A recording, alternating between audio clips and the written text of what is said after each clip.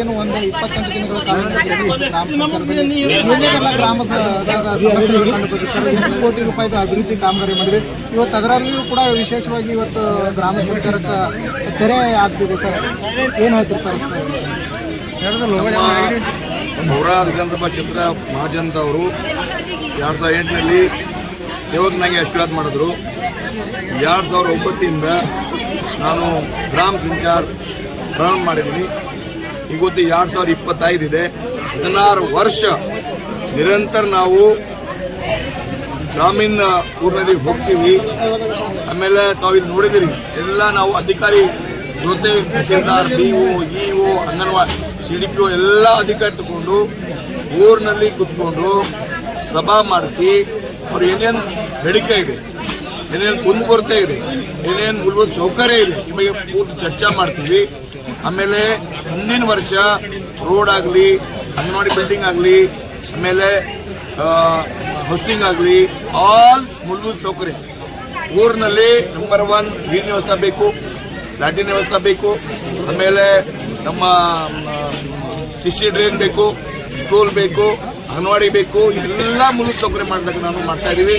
2 ಜನವರಿ ಪ್ರಾರಂಭ ಮಾಡಿದ್ದೀನಿ. ಕೊನೆ ದಿವಸ ಇದೆ ವಡಗಾಂವ್ನಲ್ಲಿ. ನಾನು ಇವತ್ತ ಗ್ರಾಮಾಸ್ತೆ ಮಾಡ್ತಾ ಇದ್ದೀನಿ.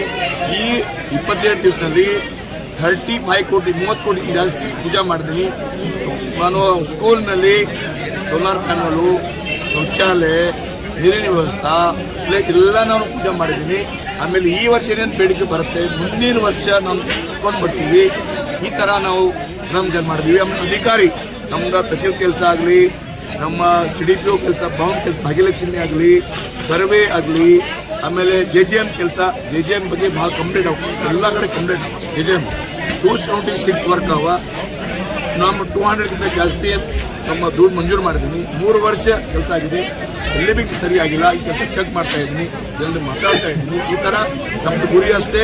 ನಮ್ಮ ಕಮಲ ತಾಲೂಕು ಆಗಲಿ, ಔರಾದ್ ಆಗಲಿ ಸಂಪೂರ್ಣ ಅಭಿವೃದ್ಧಿ ಆಗಬೇಕು, ಜನರ ಕೆಲಸ ಆಗಬೇಕು, ಸರ್ಕಾರ ಯೋಜನಾ ಊರ ತನಕ ಹೋಗಬೇಕು, ಅವೇರ್ನೆಸ್ ಮಾಡಬೇಕು, ಅವ್ರ ಊರಿನಲ್ಲಿ ಸಮಿತಿ ಮಾಡಬೇಕು. ಈ ಥರ ಎಲ್ಲ ಮೇನ್ ಉದ್ದೇಶ ಎಜುಕೇಷನ್, ಸ್ಕೂಲ್ ಅಭಿವೃದ್ಧಿ. ಸ್ಕೂಲ್ನಲ್ಲಿ ಶೌಚಾಲಯ ಬೇಕು, ಕುಡಿಯೋ ನೀರು ವ್ಯವಸ್ಥೆ ಬೇಕು, ಪ್ಲೇಗ್ರೌಂಡ್ ಬೇಕು, ಕಂಪೌಂಡ್ ಬೇಕು, ಟೀಚರ್ ಸ್ಕೂಲ್ಗೆ ಬರಬೇಕು, ಆಮೇಲೆ ಇಲ್ಲಿ ಅಡ್ಮಿಷನ್ ಜಾಸ್ತಿ ಆಗಬೇಕು.